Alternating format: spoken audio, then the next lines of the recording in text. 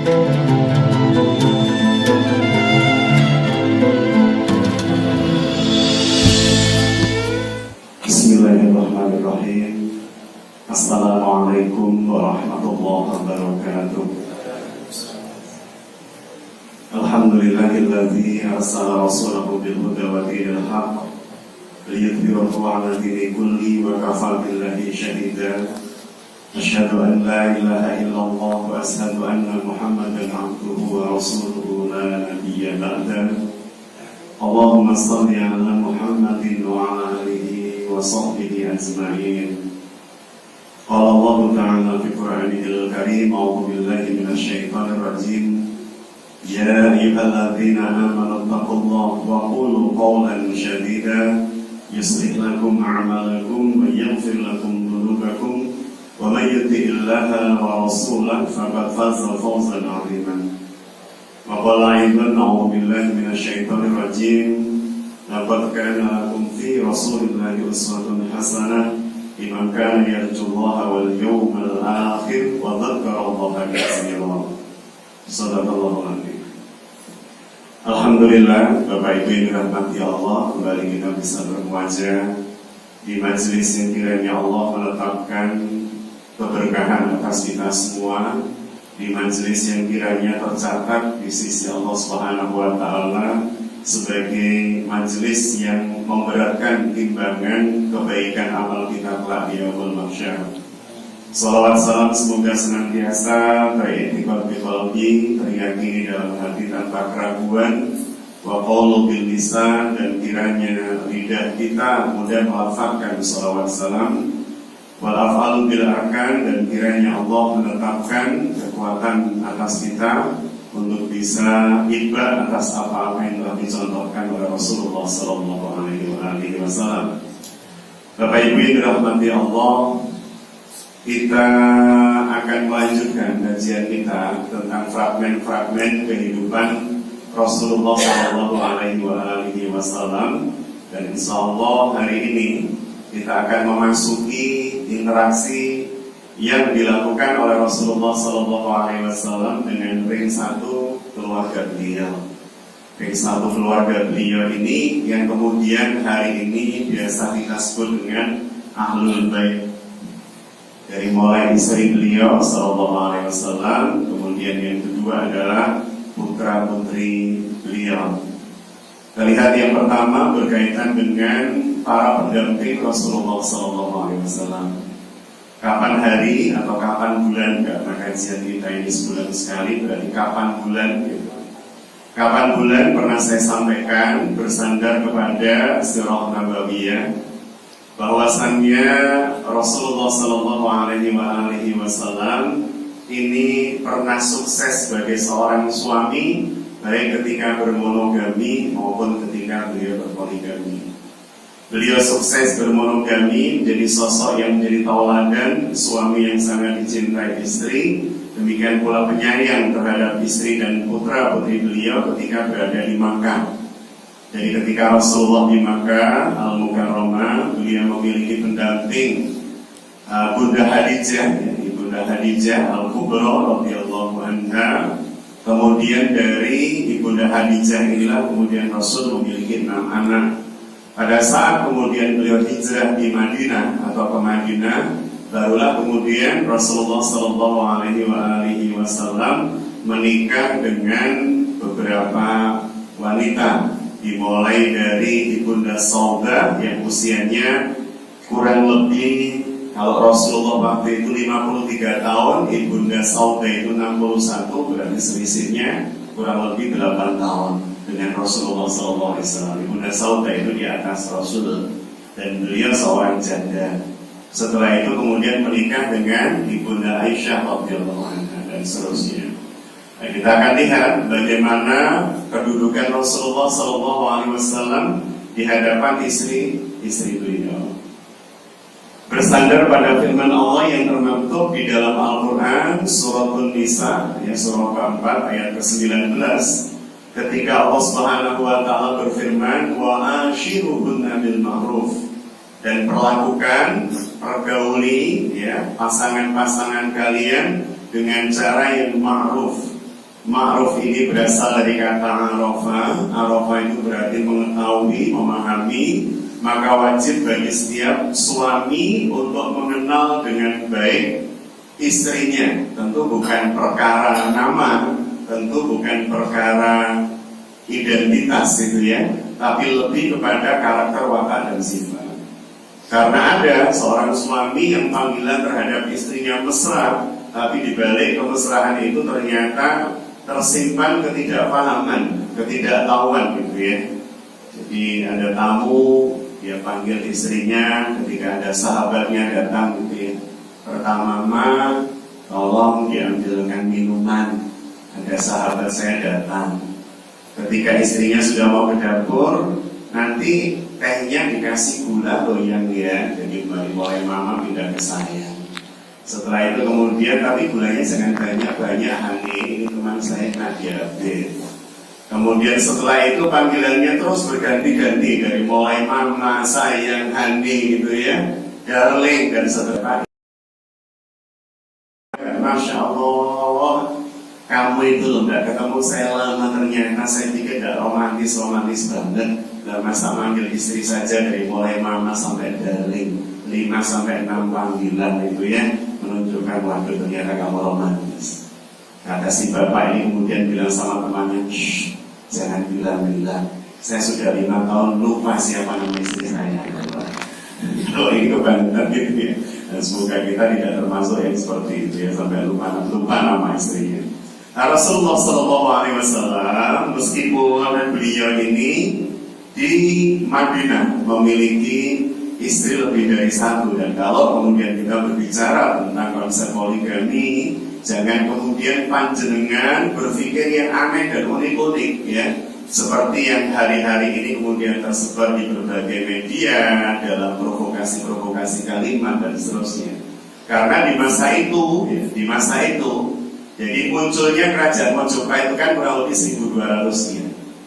Rasulullah SAW itu kan hadir menjadi Nabi dan Rasul tahun 610. Pernah panjenengan mendengar raja-raja Majapahit beristri satu kan? Padahal tahunnya 1200-nya. Istri para raja Majapahit itu bisa belasan, bisa puluhan. Bagaimana dengan kerajaan Romawi dan Persia, lebih mengerikan gitu ya. Jadi kalau jenengan misalnya pernah melihat film-film yang bercerita tentang sejarah Romawi, katakan Spartacus, di situ diceritakan tentang harem para raja termasuk Julius Caesar yang memiliki harem tempat para selir yang jumlahnya ribuan.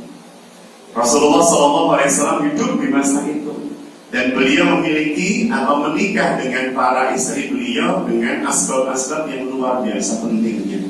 Ya, salah satu contoh paling sederhana. Sayyidina Umar itu adalah pilar dakwah yang paling utama dari Islam. Jadi ketika kemudian Islam mulai tumbuh berkembang di Mekah, kemudian beberapa sahabat mengalami penyiksaan, penghinaan, kezaliman, sehingga akhirnya kemudian hijrah menuju ke Habasyah atau Ethiopia, itu hijrah pertama. Kalau ke Madinah itu hijrah ketiga. Dan hijrah pertama dipimpin oleh menantu Rasul namanya Utsman bin Affan yang nanti akan jadi khalifah ketiga. Jadi pada saat kemudian hijrah pertama itu terjadi, kemudian diikuti hijrah kedua. Di hijrah kedua ini putri Umar yang bernama Hafsah itu ikut. Pada saat hijrah kedua, tempatnya sama di Habasyah, Hafsah ini mengalami musibah karena sang suami menceraikannya, atas sebagian ada yang menyebutkan meninggal dunia. Apa yang terjadi? Tentu Sayyidina Umar sedih luar biasa. Ketika Sayyidina Umar sedih, padahal dia adalah motor dakwah ya, bisa dibayangkan kalau kemudian motor atau pekerja terbaik atau leader terbaik di kantor pajak sedang mengalami masalah hebat. Jadi kalau kemudian orang terbaiknya sedang mengalami masalah hebat, tentu kemudian tidak menjadi fokus, tentu kemudian tidak menjadi kreatif ya, dan seterusnya. Dan Rasul mengkhawatirkan itu. Jadi ketika Sayyidina Umar melihat putrinya ini bersedih, maka kemudian beliau menjadi orang yang mengalami kegalauan yang sama. Sampai kemudian mendatangi Abu Bakar untuk menawarkan putrinya, nikahi putriku Hafsah. Abu Bakar gak mau. Ditawarkan kepada Utsman bin Affan, nikahi putriku. Sampai kemudian yang terjadi, Rasulullah SAW melihat kegalauan Sayyidina Umar, maka Rasulullah yang kemudian melamar putri Umar bin Khattab radhiyallahu anhu, yakni Hafsah, yang kelak akan menjadi pendamping terbaik Aisyah ya, dalam aktivitas dakwah istri Rasulullah SAW. Jadi salah satu sebabnya pasti hal-hal yang berkaitan dengan dakwah. Ketika Rasulullah SAW menikah dengan wanita, jadi kaitannya pasti dengan dinullah, kaitannya pasti dengan agama Allah Subhanahu wa Ta'ala. Baik, itu contoh, ada sekian banyak contoh luar biasa berkaitan dengan keputusan Rasul ketika menikah di Madinah. Berikutnya, Bapak Ibu yang dirahmati Allah, kita akan lihat beberapa hal yang berkaitan dengan interaksi Rasul dengan para istri beliau. Yang pertama saya ambil dari sebuah hadis riwayat Imam At-Tirmidzi, hadis 3895 yang diriwayatkan oleh Ibunda Aisyah radhiyallahu anha. Dari Abdullah bin Abbas radhiyallahu an meriwayatkan bahwa setiap kali Rasulullah SAW selesai sholat fajar. Jadi kalau disebutkan fajar ini berarti maksudnya subuh. Berarti kalau disebutkan sholat sunnah fajar adalah 2 rakaat sebelum subuh, yang Rasul menyebutkan khairu minad dunya wa ma fiha. Yang 2 rakaat sholat itu lebih baik dibanding dunia dan seisinya. Itu berarti 2 rakaat sebelum subuh. Dikatakan oleh Abdullah bin Abbas radhiyallahu anhu, setiap kali Rasulullah SAW selesai sholat fajar subuh ya, beliau duduk di tempat sholat dan para sahabat mengelilingi beliau hingga waktu syuruk, hingga waktu fajar mulai muncul. Diperkenankan kita melakukan sholat sunnah isra itu kalau sejak subuh tidak keluar dari masjid. Maka orang-orang yang pulang dulu ke rumah, dia tidak berhak untuk melaksanakan sholat sunnah isra. Jadi kecuali orang-orang yang sejak subuh sudah berada di sana. Jadi di Kediri sudah mulai berjalan di beberapa masjid saya lihat. Jadi pada subuh gitu ya, di Chandra Kirana, kemudian di Mojokerto Gang 10 ya, dan seterusnya. Itu biasanya beberapa jamaah tidak meninggalkan masjid, entah membaca Al-Quran, entah wirid, dzikir dan seterusnya, sampai kemudian waktu fajar mulai muncul sebelum waktu duha melaksanakan sholat sunnah isra. Nah, Rasul begitu dengan para sahabat itu ya. Kadang Rasul menanyakan kepada para sahabat apa yang menjadi muskilah mereka. Kadang Rasul bertanya apa mimpi mereka dan seterusnya. Kemudian setelahnya beliau akan pulang mendatangi istri-istri beliau. Karena memang rumah istri-istri beliau itu ada di, kalau di Masjid Nabawi, Bapak Ibu yang dirahmati Allah, ini makam Rasul sekarang gitu ya. Dulu Masjid Nabawi ini makam Rasulnya di luar. Karena makam Rasul yang sekarang itu adalah kamar Ibunda Aisyah. Jadi kamar Ibunda Aisyah atau bilik Ibunda Aisyah itu berada di luarnya seperti ini. Kemudian bilik Ibunda Hafsah, kemudian bilik Ibunda Sauda. Ini satu bilik besar dibagi menjadi 3. Jadi seperti itu gambarannya. Sedangkan istri-istri Rasul yang lain agak jauh dari ketiga bilik ini, tapi tetap di sekitar Masjid Nabawi. Nah, pada saat selesai sholat, maka Rasul akan mendatangi bilik-bilik ini untuk kemudian mengucapkan salam kepada istrinya, kemudian mengecup kening mereka sambil mendoakan. Subhanallah. Ini kan menunjukkan bahwa Rasulullah itu pribadi yang romantis. Bayangkan anak-anak muda sekarang kalau ditanya gitu ya. Bayangkan mereka itu kan Nabi itu orangnya jahil, orangnya pendiam, jarang ngomong, 1-2 kali ngomong selalu serius. Padahal Rasulullah SAW tidak seperti itu. Sehingga kalau kemudian kita gagal mengenalkan Rasul yang dari sisi-sisi yang luar biasa dalam kehidupan beliau, pasti kemudian anak-anak muda hari ini akan menjauhi Rasul. Karena bagi mereka Rasul gak gaul banget, gak muda banget, tidak pas kalau kemudian harus dijadikan idola. Kira-kira Bapak Ibu, kalau anak-anak muda hari ini ditanya siapa pasangan yang paling romantis dalam benak mereka, kira-kira ya, muncul nggak di dalam benak mereka gambaran Rasul? Kira-kira.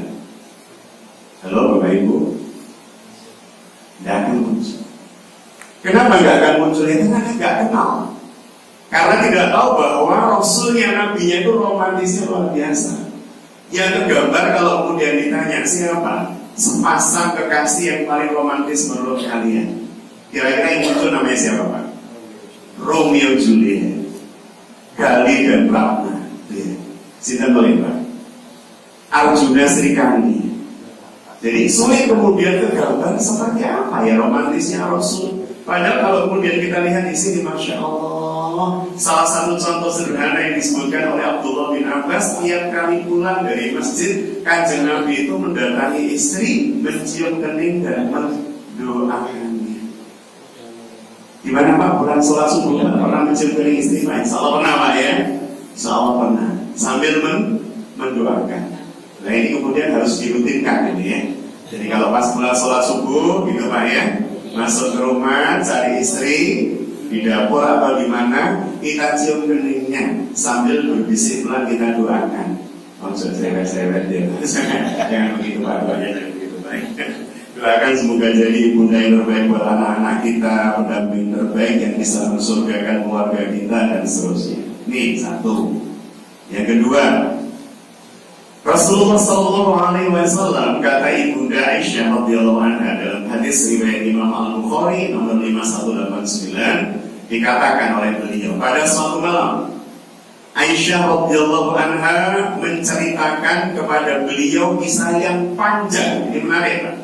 Jadi istri Rasul ibunda Aisyah itu bercerita kepada Rasul cerita yang panjang. Biasanya kalau kita mendengar cerita istri kok panjang itu gimana Pak? Terus akhirnya dia gitu aja. Nah ini bercerita tentang sepasang suami istri itu ya, namanya Ummu Zar'in dan Abu Zar'in. Jadi ibunda Aisyah itu bercerita tentang Ummu Zar'in dan Abu Zar'in bersama 10 pasang suami istri yang lain. Jadi ibunda Aisyah bercerita tentang 11 pasangan suami istri. Rasul mendengar. Setelah kemudian Rasul mendengar, ibunda Aisyah mengucapkan kalimat, dan di antara 11 pasangan itu ya Rasulullah, sungguh yang paling saling menyayang di antara mereka adalah Ummu Zar'in dan Abu Zar'in. Apa komentar Rasul dalam hadis ini? Kita lihat. Maka Rasulullah SAW berkata kepadaku, ya Aisyah, Aisyah itu Aisyah kecil, Aisyah yang manja. Ya Aisyah, sungguh diriku bagimu itu lebih dibanding Abu Zar'in kepada Ummu Zar'in. Jadi ketika sang istri bercerita tentang romantisme pasangan-pasangan tadi yang jumlahnya 11, kemudian ibunda Aisyah bilang, ya Rasulullah, di antara 11 pasangan tadi yang paling romantis dan saling menyayang adalah Abu Zar'in dan Ummu Zar'in. Maka Rasul dengan tenangnya bilang, wahai Aisyah, ya Aisyah, sesungguhnya aku bagimu itu lebih dibanding Abu Zar'in kepada Ummu Zar'in. Masya Allah. Ini kan romantis sekali ini ya. Jadi bagaimana Rasul menyampaikan kepada istrinya dengan apa istilahnya? Ya dengan kalimat.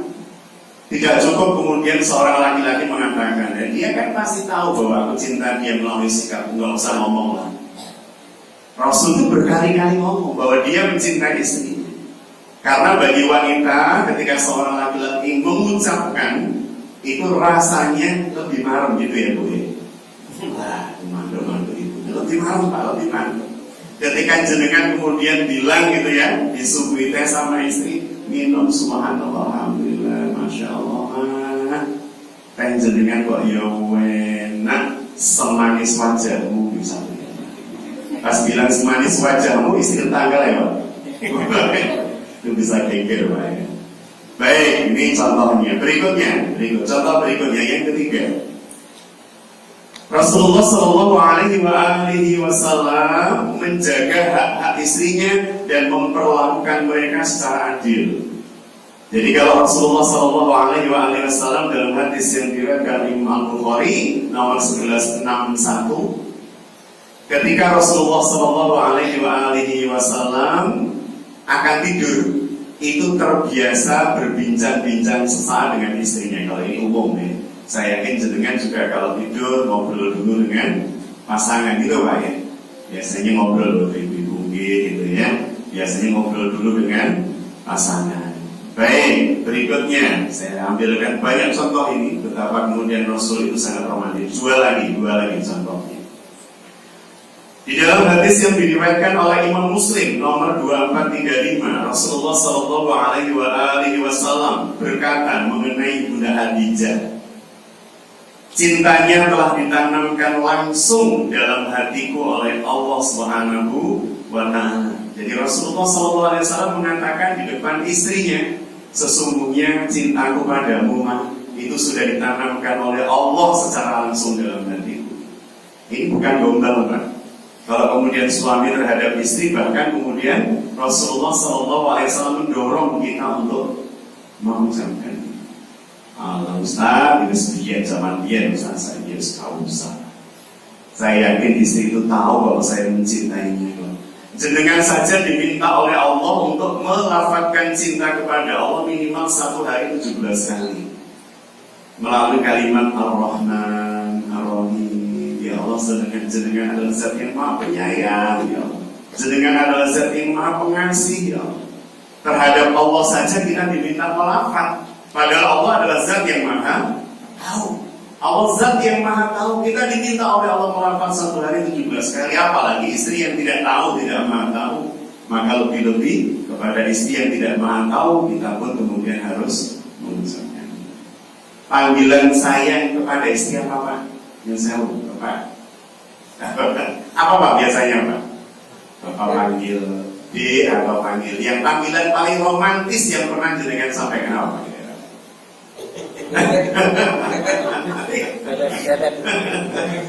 Kapan Mas memanggil istri dengan panggilan paling romantis, Mas?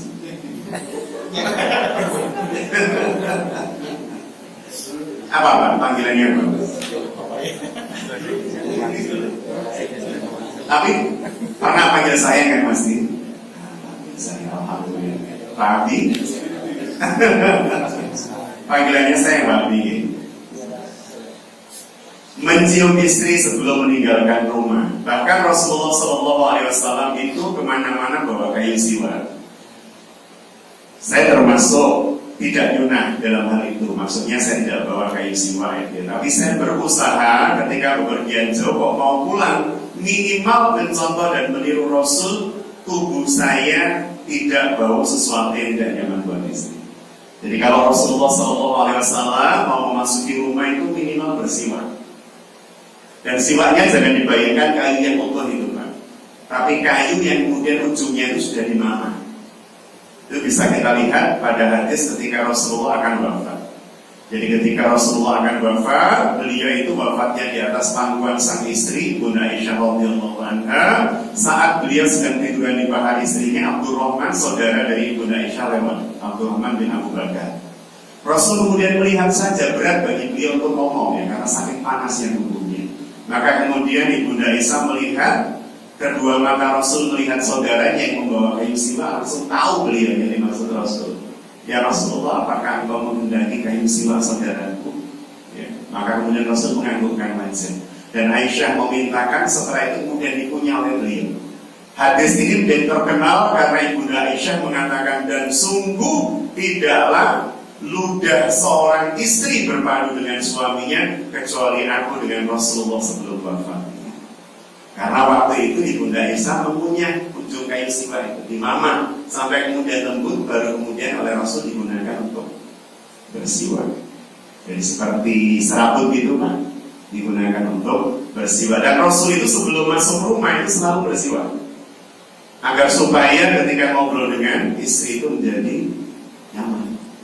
Tidak kita habis makan sama teman-teman jengkol, campur cumi, campur apa itu ya. Kemudian pulang dengan nasi ngobrol sama istri, bolak-balik istri noleh video itu, dan harusnya kita sadar bahwa dia sedang tidak nyaman gitu ya. Baik, yang terakhir Bapak Ibu yang dirahmati Allah, saya ambilkan sebuah hadis riwayat Imam Muslim nomor 300. Ibunda Aisyah menceritakan kepada kita, aku biasa minum dari gelas yang sama dengan Rasulullah meskipun aku haid. Jadi orang-orang atau wanita-wanita di masa lalu itu kalau haid, Pak, itu dijauhi oleh suami gitu ya. Kalau kemudian istri itu minum dari sebuah gelas, maka suami akan mengambil gelas yang lain untuk meminum, karena merasa yang diminum oleh istrinya menjadi tidak lagi bersih karena istrinya sudah haid. Tapi Ibunda Aisyah mengatakan, aku biasa minum dari gelas yang sama ketika haid bersama Rasul. Dan aku biasa memakan sesuatu, dan dari bekas gigitanku itulah Rasul mengawali memakan daging itu. Jadi kalau Ibunda Aisyah itu memakan dari sisi ini, makan daging, katakan domba, maka ketika Rasul meminta kepada beliau, beliau akan memulai makan dari gigitan istrinya. Subhanallah, itu kan romantis banget. Jadi kok istrinya itu gigit dari belahan sini, ngapain gitu? Rasul tidak kemudian maling begini. Istrinya di sini Pak Keruak begini. Nah, tapi kemudian diambil, Rasul mengawali dari bekas gigitan istrinya untuk menunjukkan betapa aku sangat mencintaimu. Dan betapa kemudian aku tidak peduli bekas gigitanku. Tidak kemudian misalnya seorang istri itu Pak ya, pakai sedotan ini, kemudian suami minta Pak ya sedotan diwali ke sini. Itu menyinggung perawan. Jadi Rasul ternyata dari sedotan itu, dari bekas di sampah yang sama, Masya Allah. Itu istri meskipun tidak ngomong Pak, hatinya langsung lihat suami. Masya Allah, suamiku betapa mencintai kepada aku, tadi belum sikat gigi gitu ya. Jadi itulah Rasulullah SAW. Dan ada sekian banyak hal yang luar biasa dari beliau. Insya Allah nanti kita akan lanjutkan berkaitan dengan asbab pernikahan Rasulullah SAW yang disebutkan di dalam hadis-hadis dan diriwayatkan langsung oleh istri beliau, termasuk tentang peristiwa hoax yang menyerang keluarga Rasulullah SAW. Demikian Bapak Ibu, ada yang mau disampaikan? Penonton, kelihatannya semuanya berpikir istri masing-masing gitu ya. Saya membayangkan kemarin makan donat kok yang satu keruak sini sebelah sana gitu Pak ya. Mas Samsul mana Mas Samsul? Saya kelihatan dia tawaduk sekali Pak ya. Itu memandang wajah istri di handphonenya Pak. Ya Allah. Allah, Masya Allah. Allahumma yassir wa la tu'assir. Semoga dimudahkan Allah selalu. Jadi kantor sore ini Pak ya. Amin. Salah saya juga berusaha mencarikan Pak. Demikian Bapak Ibu yang dirahmati Allah. Amin panjenengan menunjukkan solidaritas yang luar biasa. Kita akhiri dengan doa kafaratul majelis. Subhanallahumma wa bihamdika asyhadu an la ilaha illa anta astaghfiruka wa atubu ilaik. Billahi taufiq wal hidayah. Assalamualaikum warahmatullahi wabarakatuh. Waalaikumsalam.